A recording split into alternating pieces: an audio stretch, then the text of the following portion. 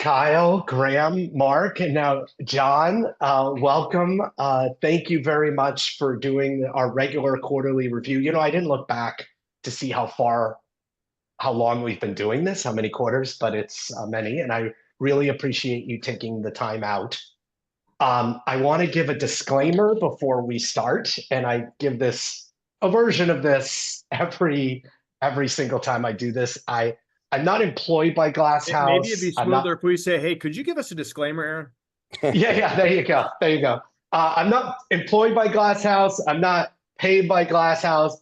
Besides occasionally receiving some swag, I was wearing my Glass House La Familia shirt to bed last night in honor of this podcast, and occasional free samples of weed. Oh, by the way, my friend, there was like a supernova or cosmic something that you gave, Yeah. my friend was obsessed with Awesome. Love that hearing you gave that. last time. So besides that, I'm not compensated. I'm an independent investor whose funds own Glasshouse common stock, preferred equity, warrants in the company. Please do not rely on my research or what I say, and please make sure you do your own due diligence. I'm wrong a lot. And please, you need to understand what you're investing in. And I make mistakes, and you need to just please do your own due diligence. In the beginning of every podcast, I mention why Glasshouse is special and why we do this quarterly call, and I do it in different ways. Not a reminder, if you're listening to this, you're probably interested in cannabis and the cannabis industry. 2024 for most cannabis stocks was a terrible year. The MSOS main index was down 50%, and I think it's now down close to 40 for this year. The average company had declining revenue and margins. There are now painful restructurings for multiple companies. Innovative Properties, which is a company that does sale leasebacks, is now dealing with multiple defaults. California, where Glasshouse operates, is even in worse shape. Taxable sales in the state were down 10%. Pricing was down 20%. Companies are going out of business. Gold Flora just filed for voluntary receivership. This is a company that somehow blew through $500+ million in cash and was debt free when it went public. In the midst of this, Glasshouse revenue was up 25%, adjusted EBITDA was up 60%. And it's just a remarkable achievement. And it kind of shows the competitive advantage of what Glasshouse has. They have not only the Ferrari of greenhouses, which is an irreplaceable asset, but in the God's gift to the environment in Ventura, that it cannot be reproduced anytime soon. But they also have the know-how, and they've built this kind of operational flywheel of constant improvement. Every time I take a tour with Graham, and I've done, I don't know, a Many dozen, two tours. Yeah. dozen, many, there's always something new. They're always trying to get better and better and better.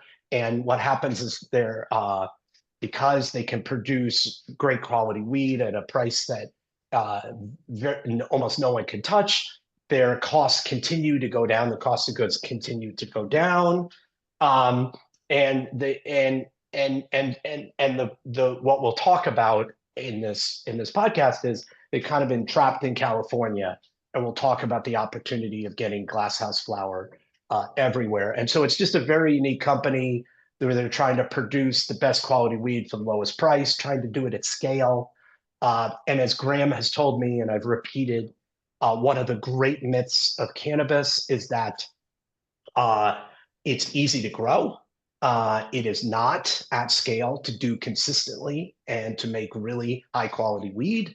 It's actually, some people think it's close to impossible, though Glasshouse is showing that that's not the case, because the flower that we smoke, it's like growing an apple without its skin. It's incredibly susceptible to mold, pests, and diseases. So anyway, so that's kind of, we're going to get into this. But before I say welcome and allow you to say anything, I just want to highlight that despite Glass House pulling back 50% from its highs, I want to highlight that I think when we started doing this right before, your stock was at like $2 or $2.50 in 2021 and 2022. And there's somewhere around that. But since your stock closed in 2022 at $1.91, the main cannabis index was at $7.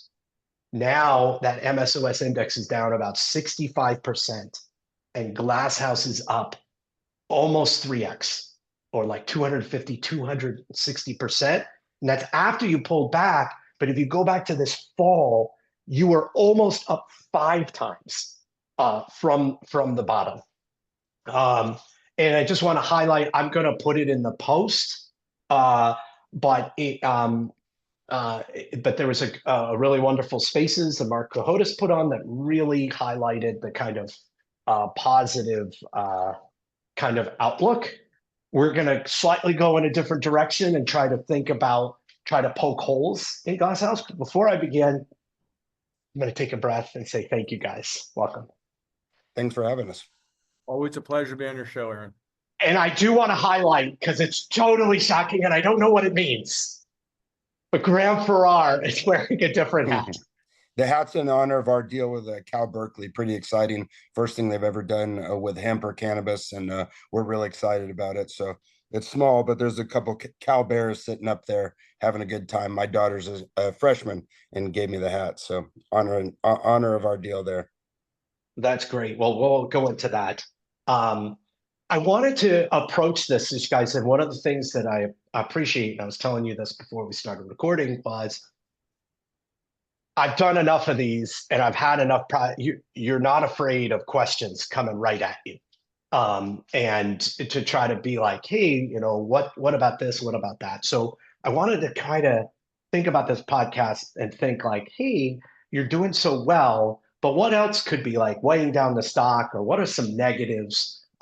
Because I think by now we all know the positives, right? Is you keep scaling up, you're trying all these, you're kind of very clearly breaking out from the pack. And I just wanted to kind of approach. And the first one was the preferred. And as just a disclaimer, I'm an investor in the preferred. I own the common stock, I own the warrants.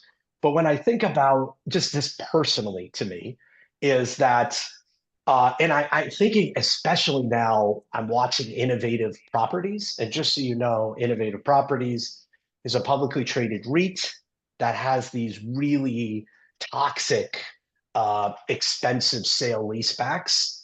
And now people are going into default because it's super high interest rate, escalating rents. And it's kind of like they're in an adverse situation with their tenants.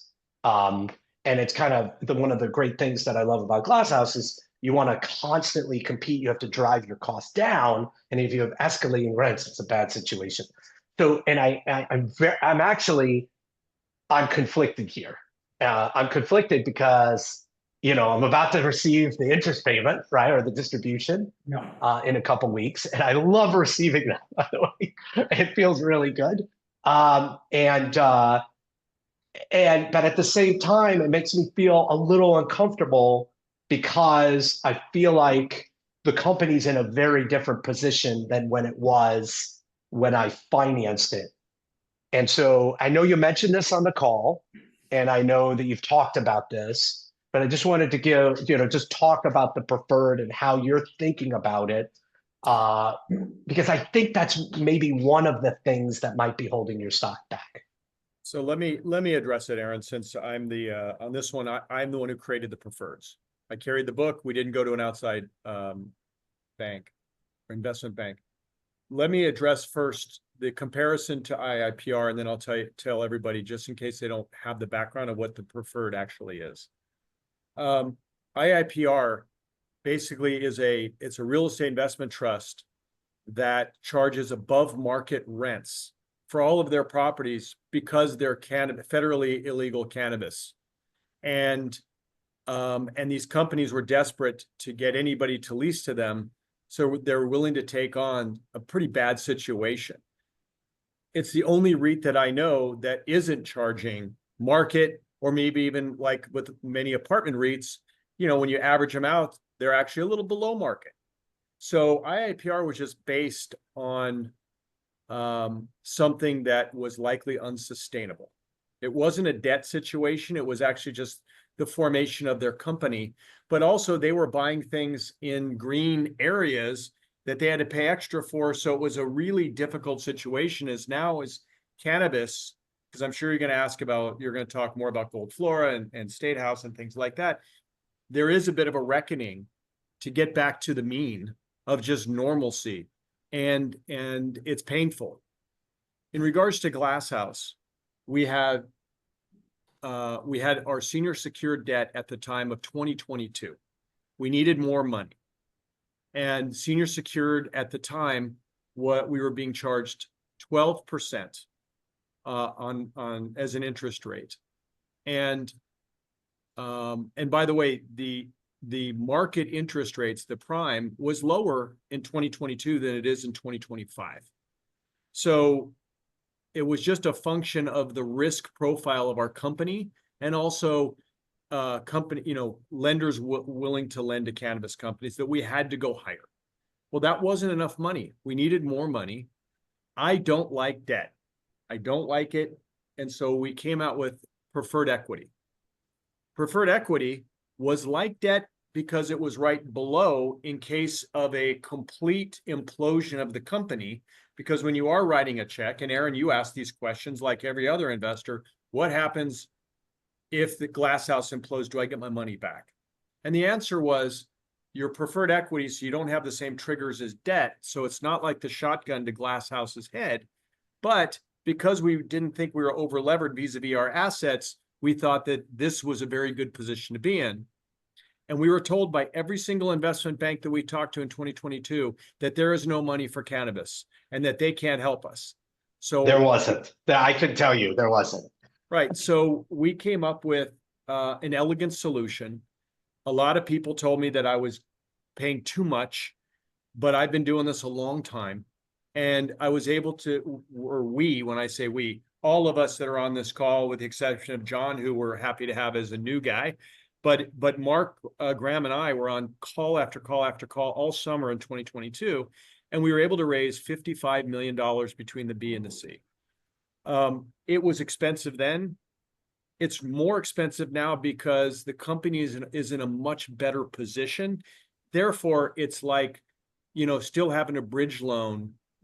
When you buy a piece of property that needs to be turned around, when you turn around the property, it's time to right size the risk profile and lower the interest rate. And so I own a lot of common shares. My family owns a lot of common shares, and many friends own no preferred and only common shares.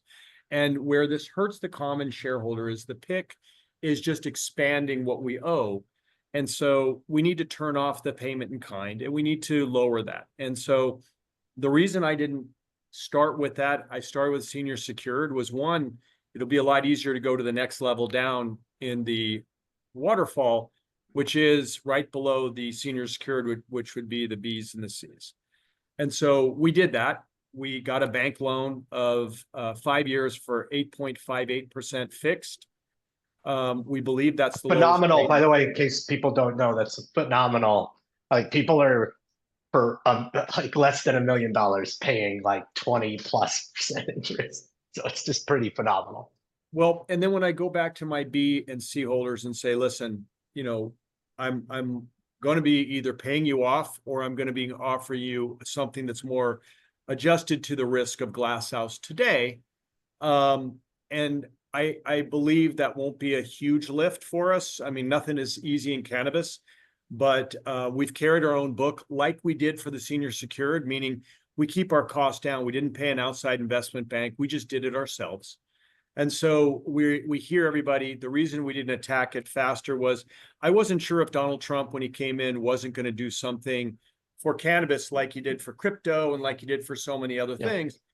It's been a bit chaotic since he took over in January, but cannabis has not been on his list. Therefore, instead of waiting any longer for a potential uplist where then we could take things out in a pretty cheap way, we're going to go ahead and address it. And I've told people that they can expect that sometime in the second quarter, we anticipate getting this done, and we're working on it diligently right now.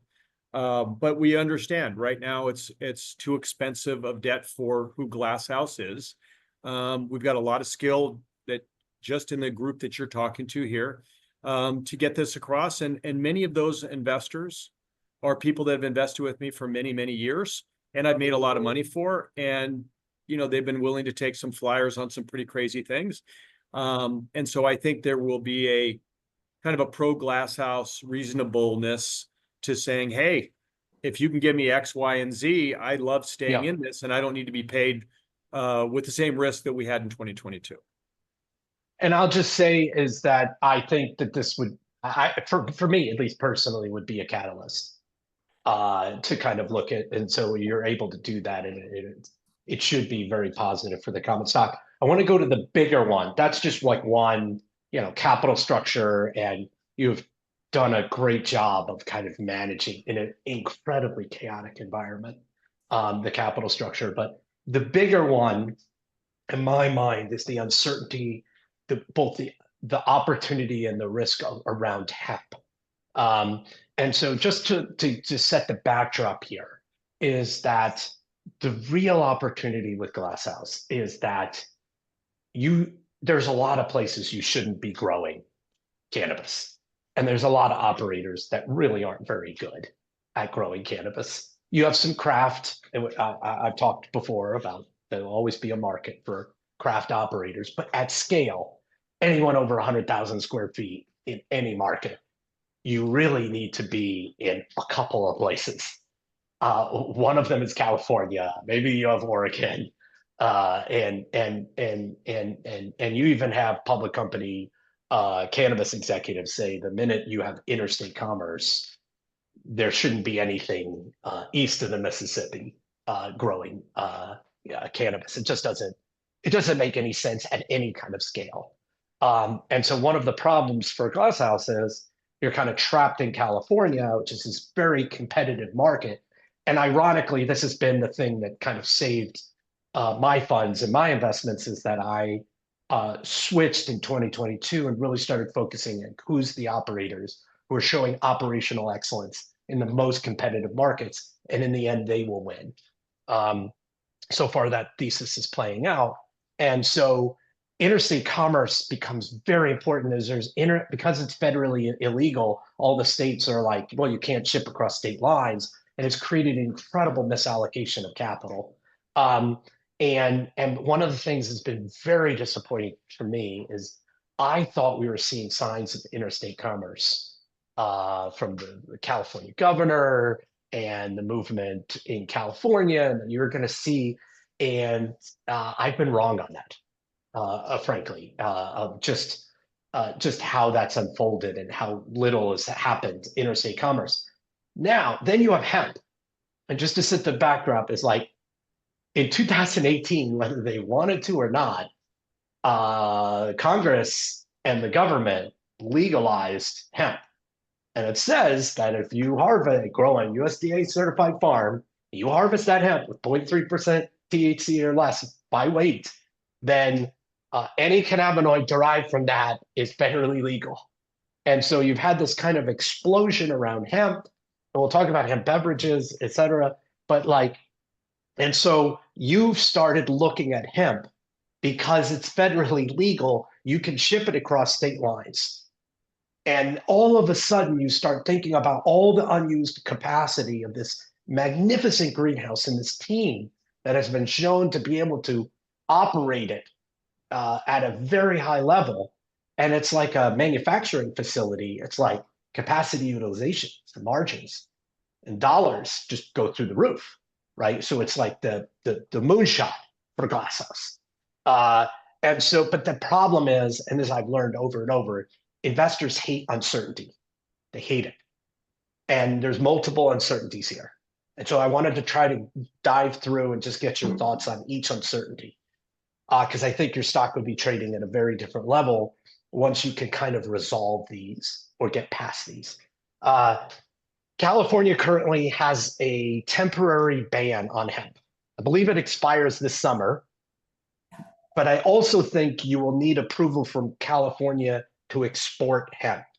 Can you explain what are the timelines or what needs to happen for you to ship hemp flower across state lines? So if I can just start from 30,000 and then give it to Graham, because he's literally growing the hemp himself and he can get into all those questions. And you're asking the right questions. The one thing, Aaron, and Graham and I spent the day last month at Champs, which is the hemp convention in Las Vegas. And we were blown away by people coming up to us. Mark Otis, I know, has been talking about it because he joined us there. And they were all basically telling us, it's just California cannabis. That's all it is. And I'm just like going, I don't know if it's true or not. We're not doing investigations and all that. But everything Glass House does, we're going to get scrutinized more than anyone else. And so what we actually grow needs to actually have real COAs and be able to stand the muster of real audits.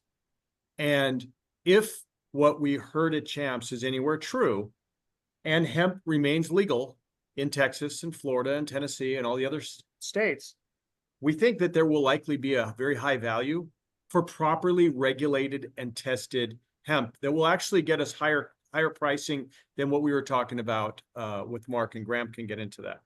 In regards to what you said about Governor Newsom's thing, the temporary that has to do with hemp that ends this summer is about selling hemp in the state of California.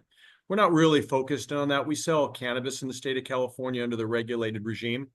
What we're looking at is the total THC, that right now that's how California sees hemp. So it doesn't mirror what the feds say.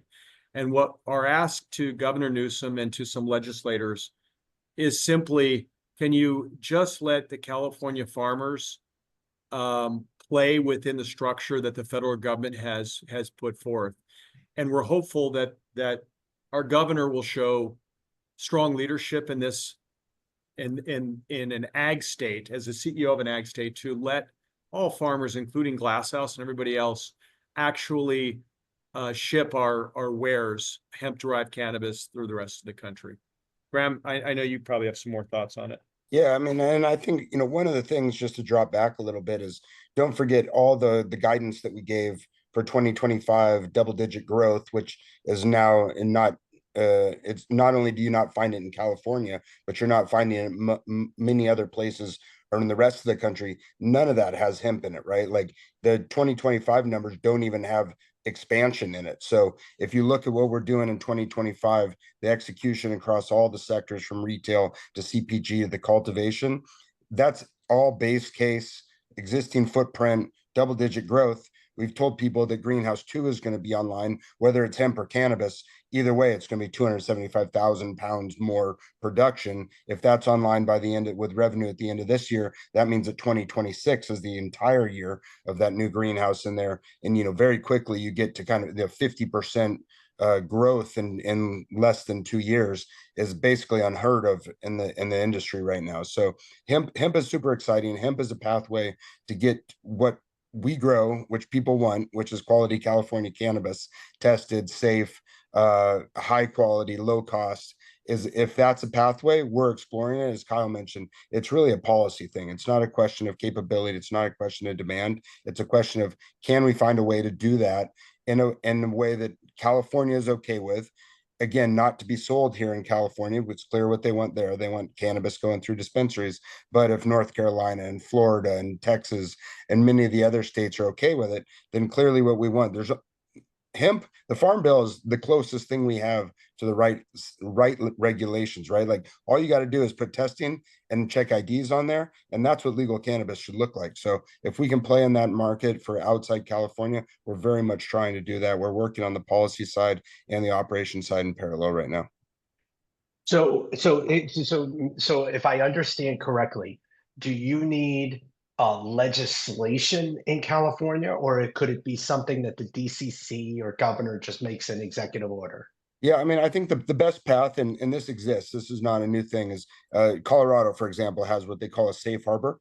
In Colorado, you are allowed to produce and manufacture hemp products that aren't legal for sale in Colorado, as long as and do it for export only. So really what we're asking for and what we're looking for, and we think there may be even a path as soon as the July budget trailer bill, is to basically say this won't be sold in California, but any state that hasn't prohibited it, why would you not want your California farmers, your California cannabis industry, the home of cannabis? What everybody across the rest of the country wants is that high quality California weed for the best possible price. So why would you stop your farmers from growing it and shipping it out of the state? So if we get a safe harbor done, that'd be great.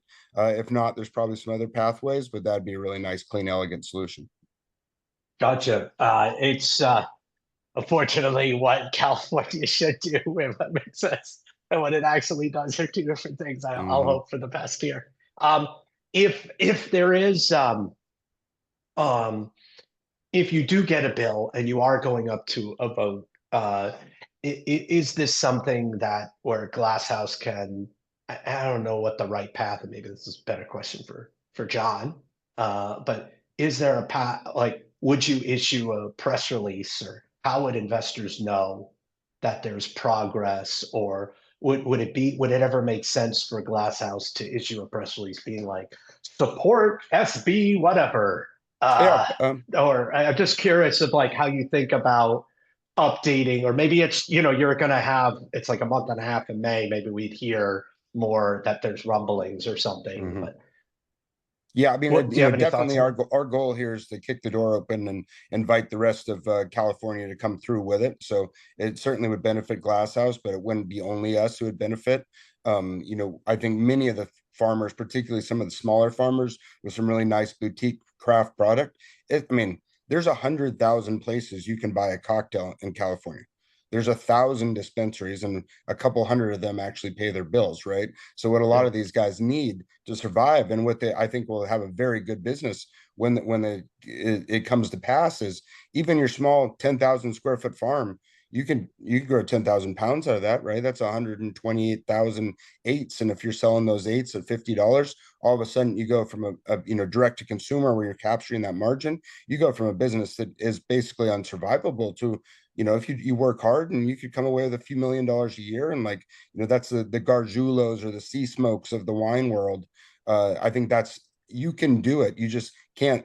It's impossible to live within the small market that we're in, and that's why the Farm Bill is really exciting, and that's why you're seeing things. I mean, they call it red state weed for a reason. Some of the Yeah. places with the most restrictive marijuana laws have the most actual access. There's 7,000 dispensaries selling hemp in Texas. There's 1,000 in California, right? So we've got 4 times the population, and we've got 1/7 the dispensaries. Clearly doesn't make sense. So that's what we're trying to figure out and see if we can't blaze a path that opens that door up.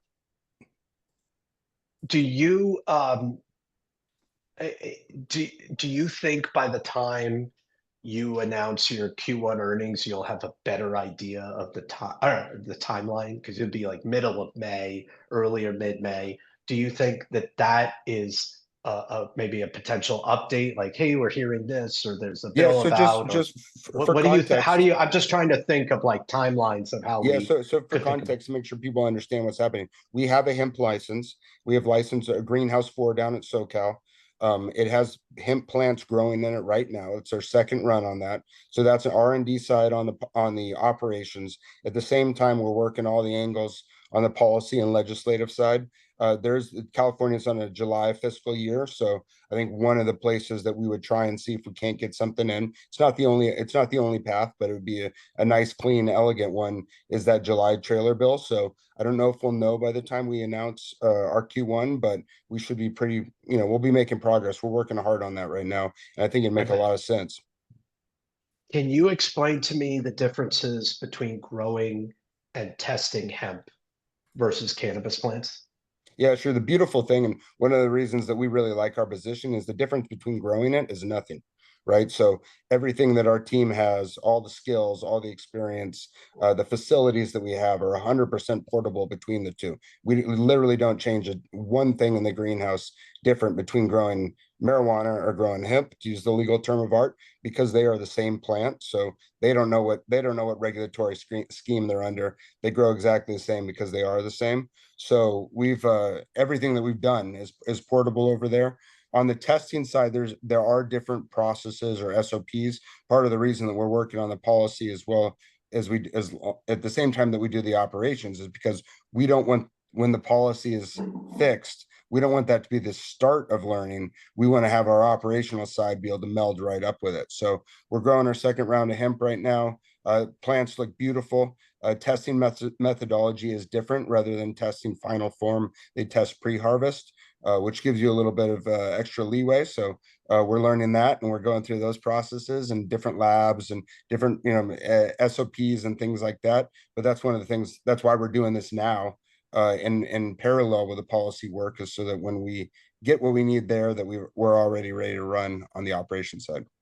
So you just kind of hit the ground running the minute, because you know everything, the minute that they allow you. Yeah, and another beautiful thing is also a reminder, we have 6 greenhouses down in SoCal, right? So we're in this, and I think, an enviable place where we can pursue a both strategy. We don't have to decide this or that yet. So we've got greenhouse 2, we've applied for the licenses. If that's licensed cannabis, it's got 11,000 watt HPS lights in it. We make our power on site for that. So it's going to be a whole nother level up on quality. It'll have better production throughout the year because we're not as susceptible to the dips in the sun. It should have more yield. It should have higher quality, higher prices. And all that at the same time, we also have greenhouse 4. So we're able to pursue the hemp in parallel without having to choose one or the other. We can do both. This is actually a great time, because I realized when I was reviewing everything that I was slightly confused about which greenhouse does what. Can you just give, for the people that forget, like me, Sure. can you review each greenhouse and specifically mention which greenhouses are kind of empty or not producing? Because I think part of what people miss is just that kind of, and I've always argued That this, like optionality. that Yeah. optionality of that you're not being fully used. Right. So Yeah. anyway, So can you down in review each SoCal, greenhouse? yeah, we have 6 greenhouses that are SoCal facility. Greenhouse 1 is a nursery. Greenhouse 6 is the first flower greenhouse we brought on. Greenhouse 5 is the flower greenhouse that we brought on last year. The other greenhouses were occupied by a tenant who was growing tomatoes and cucumbers. We decided to terminate that at the end of last year, which opened up this door and increased the optionality, because now we have greenhouse 2, which is in like deep into the retrofit. Again, we've said we will plant it by the end of this year and have some revenue out of it before the end of 2025, which means 2026 is going to be a full year of operation for that. And then we have greenhouse 3, which is now licensed as a nursery, and greenhouse 4, which has the hemp license on it. Gotcha. So greenhouse 2 with the lights is not for hemp.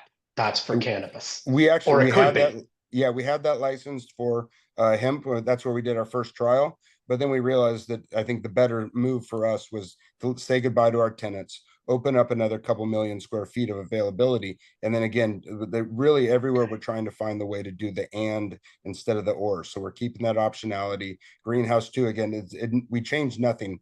It just, if it's hemp or cannabis in there, because the plant's the same. So we're doing what we're doing with greenhouse 2. We've applied for the licenses to make sure that we don't lose that window.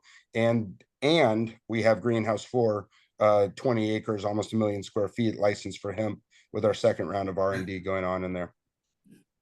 So is it possible that if you get, am I understanding this correctly? And this is really makes me think about, I hadn't thought about it this way, that you could launch 2 and 4 in relatively short order for hemp?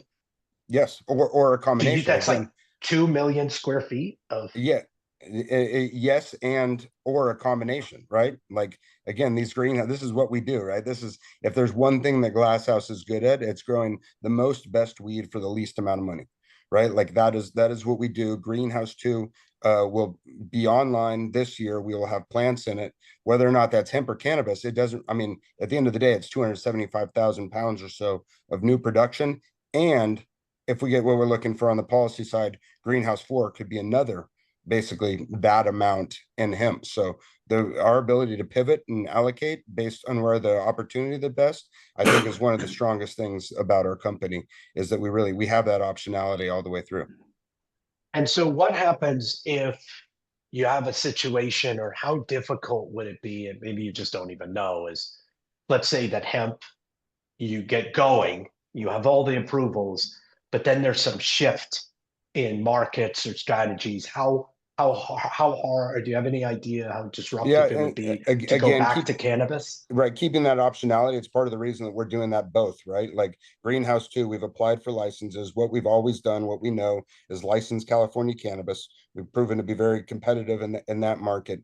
And greenhouse 4 also has a hemp license on it. So if we go down that path and something changes, which again, part of the reason, some people have asked, why aren't you already there? Why aren't you doing it? Well, a week ago, Texas, one of the biggest markets, has a lieutenant governor who's trying to ban hemp, right? Yeah. So it's passed the Senate. Worth noting, it's passed the Senate before and it didn't work. So the fact that they have a bicameral solution out there and they have the House would be the place to look. But we should be, realistic that these things are very dynamic, right? We've got some states that, like North Carolina, that have got a open for business sign hung out with neon lights. Some places like Florida and Texas, which have massive boom. I mean, an $8 billion market is what Texas is estimated to be at for hemp, right? So what are they going to do? Are they going to close that down and give it all back to the illicit market? Are they going to try and convert it? It'd take you 5 years at least to get yourself to build the infrastructure to supply that. So you're basically giving that back to the illicit market.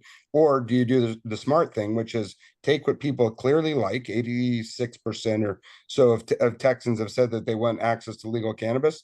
The only thing missing is the testing and checking IDs. You put those two things on here, and I think we're actually in the place that we all expected to be 5 years ago. Oh, that's great.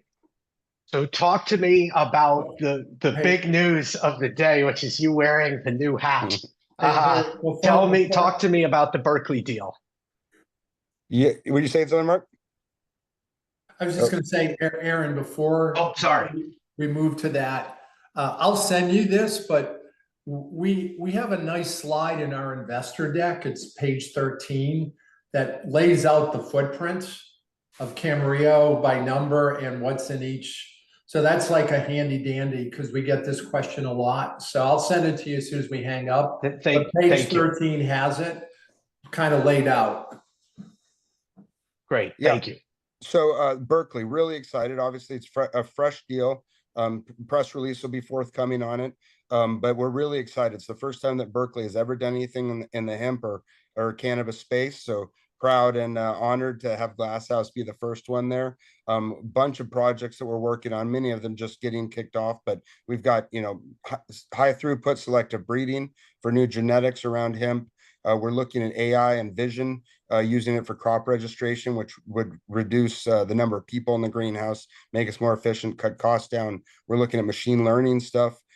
We've always been a very data heavy company, and using that to figure out how to make actionable choices. So a bunch of really cool stuff. Dust mitigation, controlling pesticide drift. We're just the Berkeley team is phenomenal. We had Warren Davinsky, who is our medical and science advisor, on the phone with one of the professors at Berkeley the other day. It was a really fun conversation that Kyle and I were part of, listening to those guys talk about the different things that we can do. I mean, at the end of the day, we think cannabis makes the world a better place. More cannabinoids for more people. People who don't think they like cannabis just don't know how they like it yet. And some of the stuff that we're doing with those guys, I think will, whether it's a balm or a tincture or something to help, with sleep that's Farm Bill compliant, or even COVID and eczema. It's like, those are all things that are on the list right now. And it's really excited. So I'm happy to see where that goes, obviously right at the beginning, but very optimistic that there's a bunch of good stuff in there. So we're excited to be working with a team up in Berkeley. That's great. And will we be able to get regular updates on, as there's progress or certain milestones? So we'll have a press release out soon that just kind of lays out the high level. Also working on a bunch of things. So I'd expect, jointly published white papers and things like that. Again, not Glasshouse benefits, but it's not really just for us. So if we can figure out how to develop some of these things, give more certainty to other farmers in California, help open the door for policy. But yeah, you'll see it. This is going to be a real research collaboration. So excited to see where this might take us. And Aaron, I think another way to look at it is UC Berkeley, along with UC Davis and some other of the large University of California schools, really try and support the agriculture industry in California. We are an ag state, and so for them, this is sort of what they do. And as you know, we were super thrilled last year when the state fair finally included cannabis, and we're super thrilled that UC Berkeley felt it was time to make the leap into this as well. So we're really excited, and as Graham said, it's not just hemp, but that is a big deal. But it's also some of the AI and the other things that they're working on. So the professors are super smart, and we're just really excited to be working with them. I think one of the things that people forget about is, especially if you're not in California, is just how much agriculture there is here. And it's really shocking. And I've even talked to friends where they're like, occasionally they're like, oh, we can lose California. People on the East Coast who get frustrated by the ridiculous things that California does. And I'm like, I don't think you want that, because it's like something like, some of the stats. It's like, what is it, the amount of lettuce or tomatoes? 90% of strawberries, Yeah. I would say this, one of the nicest things is if people will join in June and coming out to our investor sesh, on the way out, make sure you have a little bit extra time, because you can buy strawberries fresh from the strawberry growers that are right near our farms. And there's some of the, if you've never had fresh strawberries, you're in for a treat. And so plus there's also lettuce and all the other, just around our farm, not just including the entire state of California. So absolutely, this is, you're right on point, Aaron. I don't think people realize we don't make just iPhones here. Yeah. So just to wrap up the hemp, it sounds like this, but maybe just to be a little more conservative, by the end of this summer, we should have a lot of clarity about hemp. So it's really not that long of time. We're about to start April. You're talking maybe 3-6 months at the most, and we're going to really know where hemp stands, what Glasshouse is doing, and the direction you guys are plowing forward. Is that the right way to think about it? Yeah, I think that's fair. And I think, again, one of the things that we really like about where we're positioned is hemp, nothing in any of our numbers assumes that happens, right? So everything we're in double-digit growth, the new greenhouse coming online, like none of those things are dependent on hemp. Hemp just may give us an additional accretive upside to the broader market, right? Again, we know what people want. They want California cannabis across the country. And clearly it's happening. I would say that the hemp market is probably on par with the total size of the regulated cannabis market. And there's, then there's another 60 billion or so in the shadows that this might give a path to bring out. And again, I think we're very close to what we all kind of expected or hoped that legal cannabis would look like. All you need to do is test it, make sure the product's safe, make sure it doesn't have mold or mycotoxins, and then check an ID. And here we are. So that's the door we're trying to kick down. But even, again, it's none of what we're telling people or any of the guidance or forecasts assumes any of that in there. That would just be the extra free call option on top. No, and I think that's the right way to do it, because it is very dynamic, and I follow the news, and it's very chaotic. And you're basically, in a weird way, there's this forcing mechanism to force everybody to the table to kind of grapple with how do you regulate THC, and it's way overdue. Okay, so thank you for that. Shifting away from hemp, again, we're going just to kind of the uncertainties or things that might be weighing down. I was surprised last fall in the pricing in California, surprised by the plunge. Now, I know the pricing has recovered from the lows, but it still surprised me. Can you discuss how pricing is faring right now? And do you have So any it's- thoughts on what Sure. happened maybe September, October? Yeah, sure. You want to do that, Mark, or you want me to? So let's tag team. Okay. Um, two brains are better than one on a topic like this. So we have seen the market rebound in Q1 consistent with the type of rebound you see when you go from the lows in Q3 and Q4 into the first quarter. I mean, directionally, we are, I'm going to say 15% or so below where we were last year at this same time. And recall the first half of 2024 was really, really strong. And then that's the second half is when it got weak. So as we look at this year, we think we're planning for the first half to be less than last year, and then the second half to be slightly better than last year, given how far it fell, right? And it's just hard to know the shape of the market. So I think, and I look at the data every month. I look at licenses. I look at what DCC says is, they're reporting. So it's a little bit of art and science trying to blend this together. The one thing I've noticed if I look at history, the cycles seem to last about 18 months. So when things get bad, it takes about 18 months to actually play through and then start seeing an improvement back to whatever the mean is, so to speak, or what normal is, to the extent there's normal. So I think one of the things that happened last year is, people see prices that are strong, and to the extent they were leaving some of their licensed area vacant, they decided to plant it for the second half of the year, bringing on incremental production. And the other thing we see when we look at the license count, the decline has pretty much slowed or stopped altogether, right? The number of active licenses has been relatively flat over the last quarter, and appears it's going to be very similar in Q1 as well. So it doesn't look like on a license basis we're seeing people leave the market.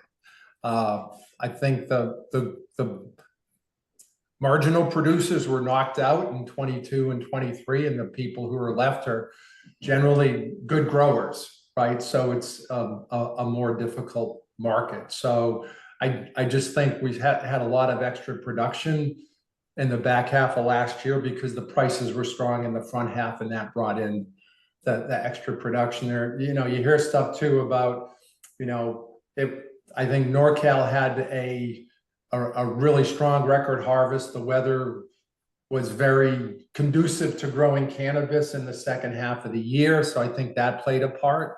And I'm going to throw it over to Graham for some of his thoughts on that as well. Yeah, I think that's a good summary. The other thing too that we should keep in mind is, I know we've talked about it for a while, but provisional licenses no longer allowed to be renewed in 2025. There's a good chunk of them coming up, I think mostly in the kind of the June and July timeframe. Yeah. So it'll be interesting to see. I'm sure some will make it, but I'm also sure that after 5.5 years, if you haven't been able to get over the line to annuals, many of them will not. And this is the proverbial, you're either in or you're out on this renewal. So that'll be an interesting thing to watch. I think Mark mentioned up north had a great season last year. Extra production pricing was strong, better than it had been in a couple of years. But I think we always kind of take the approach of zigging when others zag. So in the depths of some of that pricing is exactly when we stepped on the gas to do the retrofit for Greenhouse 2, which has worked well for us the last couple of times we've done that, right? So when the pricing's in the hole is exactly when you want to start working on your project that 6-9 months later is going to bear fruit, because many of the people, when the pricing is like that in that environment, it's destructive. We don't see, it's not demand destruction, it's just pricing, but many people can't survive that. So I think we'll go through another cycle where we'll call the herd a bit more, and that should be just right in line with when we start seeing Greenhouse 2 start producing what should be some of our highest quality cannabis ever. And then. That's great. And you're just pressing it to your advantage, Yeah, which and is just- what. Consolidation has always been our thesis. Yeah. I think it's, people maybe sometimes forget that consolidation is not a painless process, right? You don't consolidate the market when everyone's got plenty and it's fat and easy living. You consolidate the market when, if you're not so high up on the quality side and so far to the left of the cost curve that you just don't make it, right? And our goal has always been we know we don't control the market, but we do control what we grow, how well we grow it, and how efficiently we grow it. And if we do those things well, no matter what happens in the market, our product will clear and open space up for us to further expand and consolidate, which is exactly what we're doing right now. And last point, just building a little bit on Graham's provisional. So about 40% of the licenses will renew during May, June, and July. So we'll start to get a sense for how the current pricing is impacting people's perspective for the second half of the year. And another 3 months or so. And again, if history starts to play out, pricing is lower than last year. So hopefully people are seeing that and they're negative. There's getting a negative bias and they don't plant as much in the second half of the year. The great, I don't know whose quote this was, but again, we always say the cure for low prices is low prices. Yeah. Right. Right. So while we have low costs, we'll ride it out and we'll still continue to have margins at 50+% in the wholesale business. I've repeated this about you guys about as many times. One of my favorite Buffett stories, and you're happy to steal it, is in the copper industry. You have one producer that produces at $1.50 and another at $2.50 per pound. And when the price of copper is at $2, it's like those companies are in two different industries. Yeah. Mm-hmm. And so that's the power of what you guys are building and keep innovating on. Last question. If the hemp opportunity closes, let's just say draconian, it's over. They close it all, and you're all into cannabis. How do you think that extra production in 2026?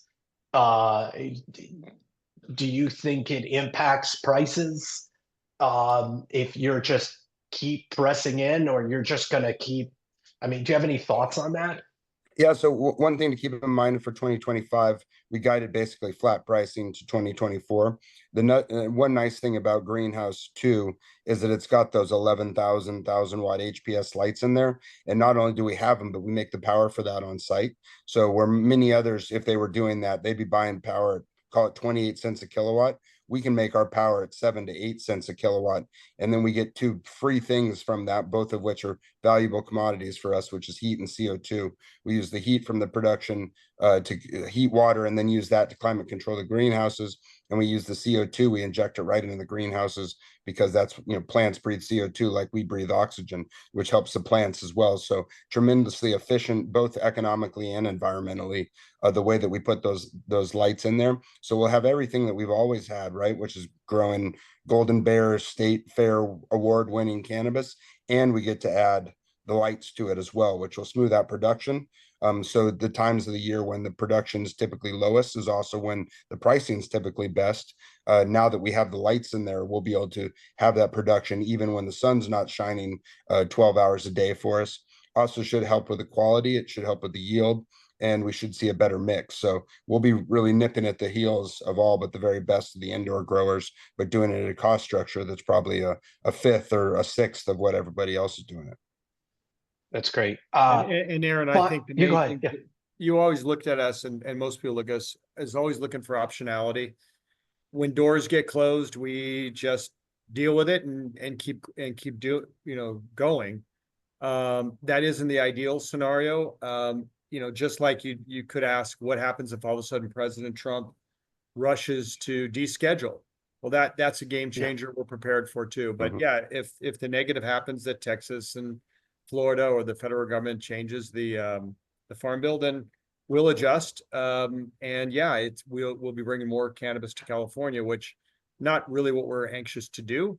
We'd like to ship interstate, but It is what It is. is interesting if you start thinking about the scenarios, like just use Texas and kind of game theory it out, right? 7,000 dispensaries, employing hundreds of thousands of people. Clearly, the people who are shopping there are enjoying the products that they're getting. I've heard it estimated between $6 and $8 billion market. If you start thinking about it, it forces the question, because what are you going to do? Are you going to turn around and ban that tomorrow? Is that I mean, supply always meets demand. It is Yeah. better for the supply to be regulated and taxed than not, which is exactly what will happen if you ban it. So the demand's not going to go away. People aren't going to quit smoking cannabis, right? So do you ban it? That doesn't make a lot of sense. The current state with no testing and no checking IDs probably also doesn't make a ton of sense. You could try and convert it and become an adult use market like California or something like that. But think about how long does that take to build, right? Like you're a 5-year project now. So again, that demand, that $8 billion is here right now. Where does that go? It goes back to the illicit market, who pays no taxes and checks no IDs and tests nothing. So it almost feels like at this point in the thing, and you can say the same story for Florida, right? Which is the demand always meets supply. We might as well have it be taxed, regulated, and tested. Check IDs, right? But like we're very close to where we want to be. We just kind of need to accept the fact that Well, we're yeah, here and figure it out. where most people want to be. There's a lot of people that are fighting against. You're preaching to the choir. I want to get to the final. Go ahead, Kyle. Aaron, and think about that just for a second. I'd love to know the sales tax that's charged at those 7,000 shops, that all of a sudden that money just dries up for police, teachers, firefighters, just the legislators. It's insanity. So anyway, I completely agree. I completely agree. Final uncertainty, you mentioned it, Kyle, getting to like the last of the uncertainties that might be weighing is obviously President Trump and his administration. I think the Trump administration has been remarkably silent about cannabis. And I was just curious, you mentioned a little earlier what your thoughts on what they might or might not do in cannabis, and whether you think they even care. God, that's I won't. Or just share your thoughts. It's an open-ended question, really. So I don't know how they really feel as humans. I think that there are some positives. Some of the statements that President Trump made about states' rights, and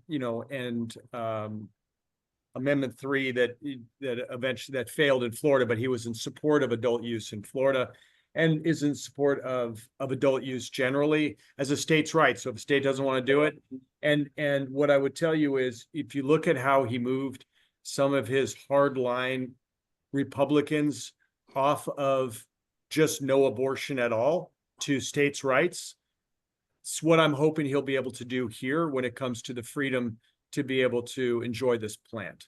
So I'm more hopeful. I mean, I was very hopeful of the Biden administration, given what Joe Biden said as a candidate. Obviously, that nothing came to pass there, and that was very disappointing. The DEA, that got exposed through Doge, of giving money to Sam, which is Dr. Kevin Sabet, who's a complete fucking moron. Excuse my language. I'm very hopeful, and every year more people want to use cannabis, as we're seeing in Texas and Florida. No. Oh, well, thank you. And I actually, going to how you talked about more and more people are using cannabis, just a few other random questions. People who follow me know just how wildly bullish I am on hemp beverages. You spoke recently, Kyle, about how you're excited about the category. And if I quote you, or generally quote you accurately, you've been watching Agrify, talking to companies, looking for partners.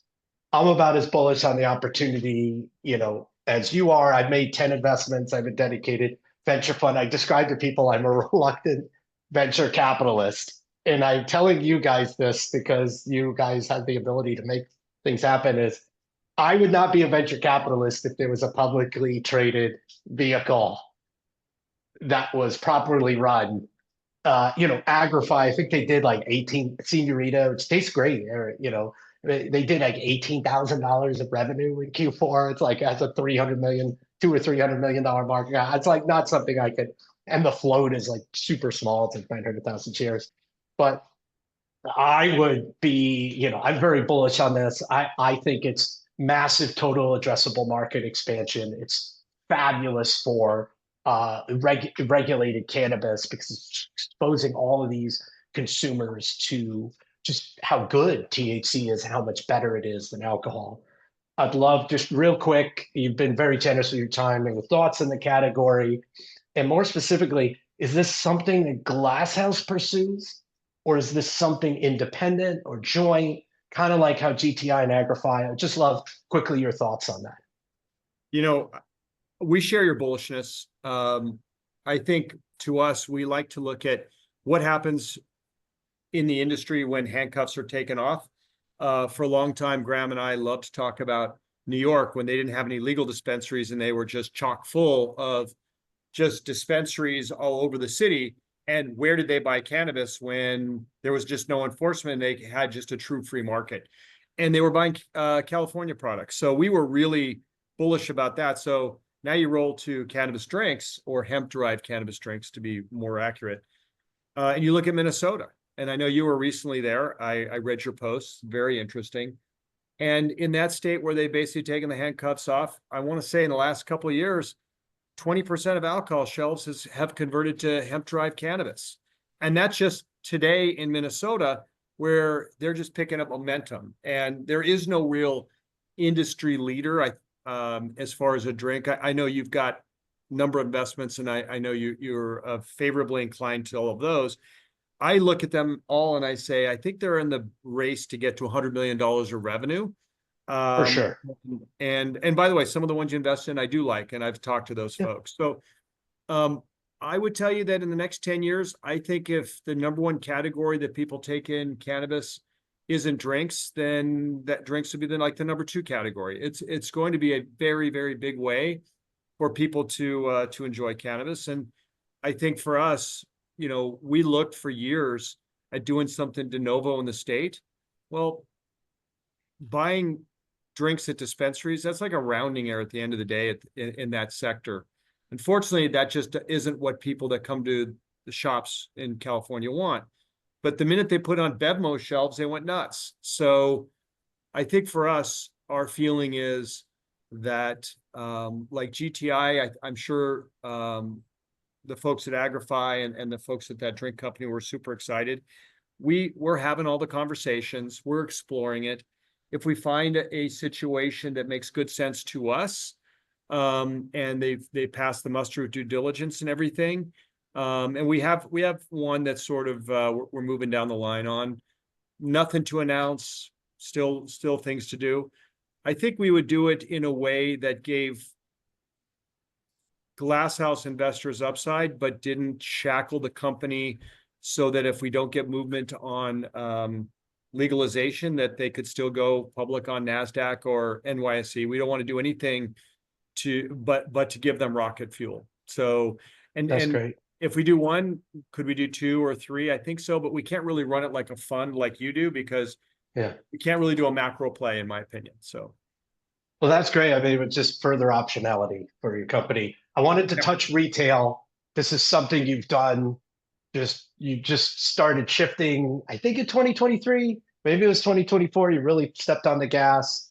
I want you to just address and how in California retail is declining, but Glasshouse retail is really starting to grow, really around providing value. All's Well as a brand is taking off. I've always thought, and you guys are doing this now, that just the retail is just not run very well in California. And you guys are really stepping on the gas. And now there's potential for opportunity to manage service retail contracts. I wonder if you could talk about just what you're doing on retail and how you're gaining momentum. Yeah, let me give you the 30,000, pass to Mark, who has the exact numbers on how we did and how the market did, and then he can kind of give you the, you add those two, and it's really impressive.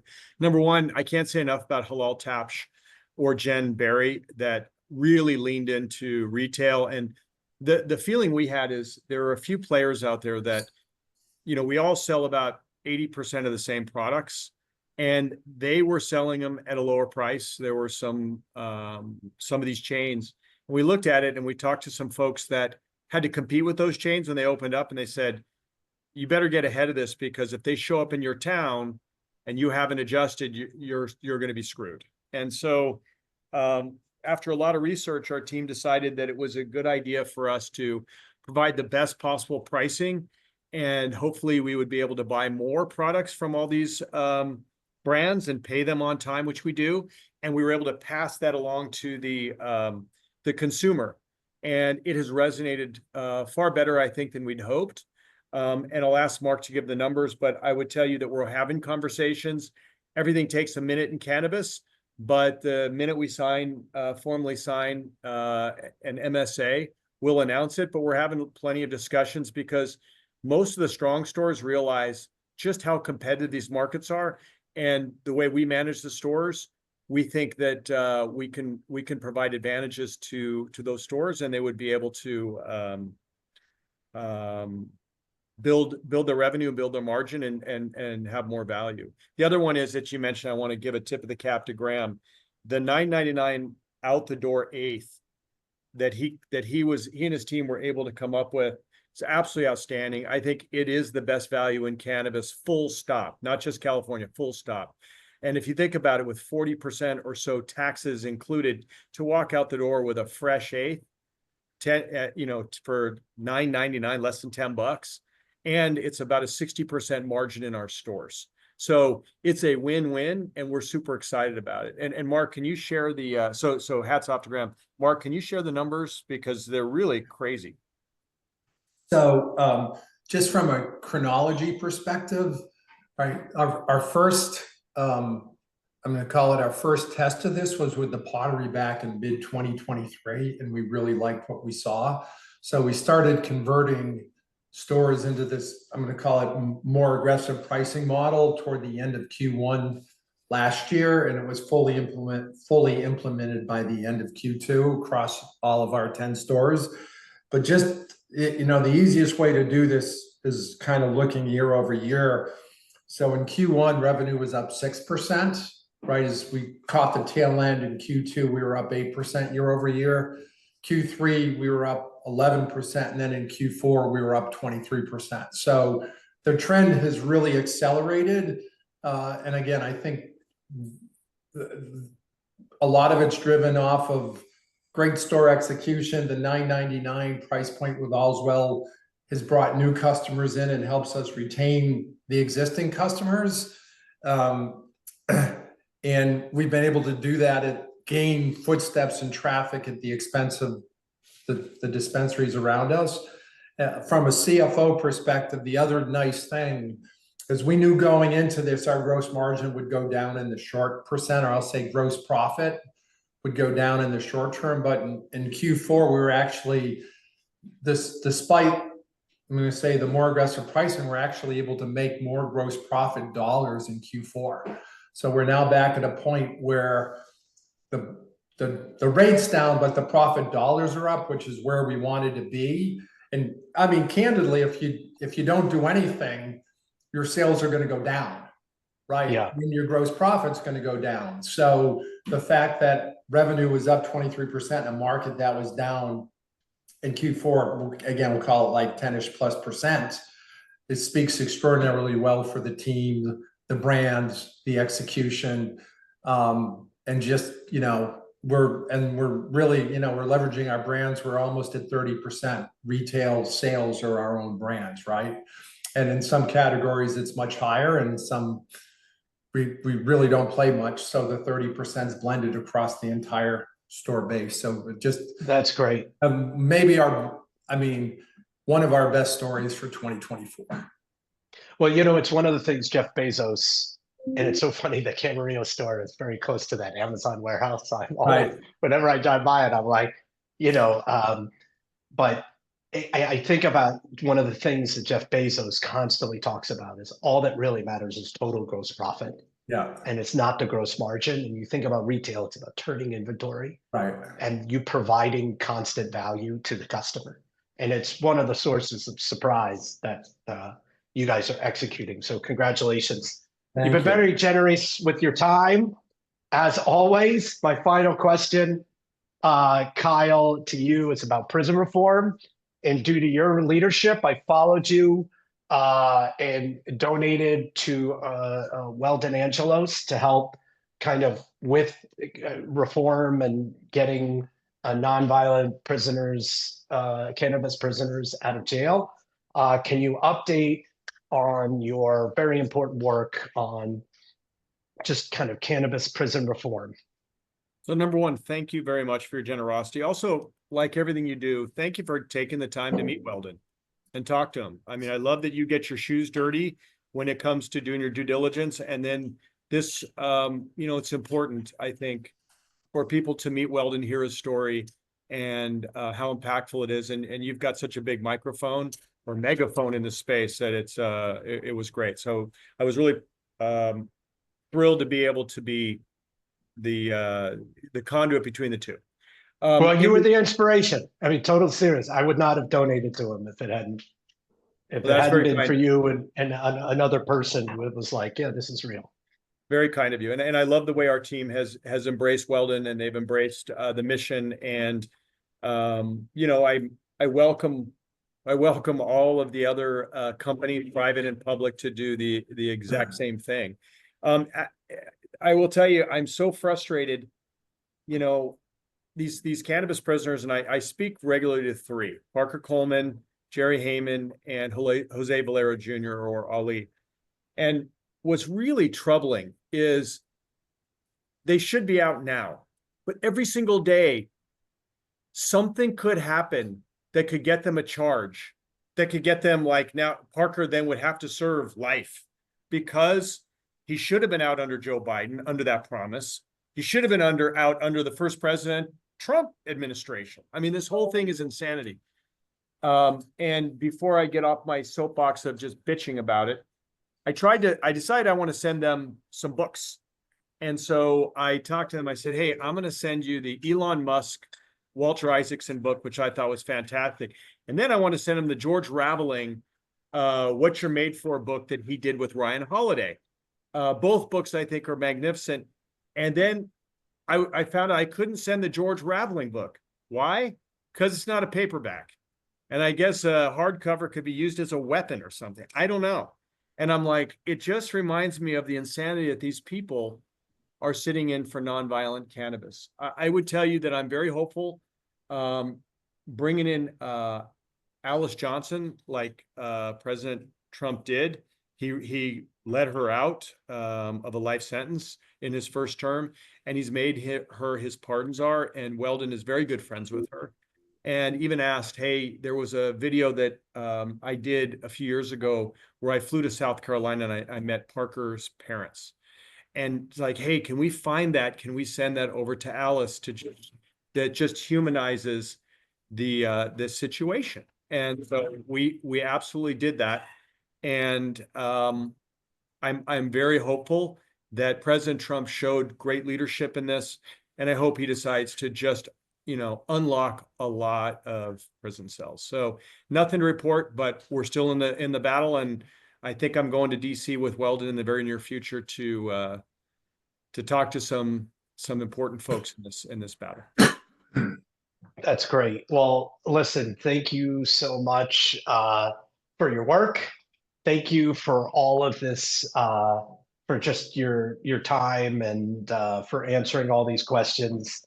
And I'm always appreciative that I can ask you guys tough questions and kind of hit you, and then you respond. And I think I wish more companies, would be willing to do this. And anyway, so I appreciate it. And Aaron, in June, you come on out to our facility. You can see everything we do. You can talk to everybody in the C-suite. We're all completely accessible. Care about what you think.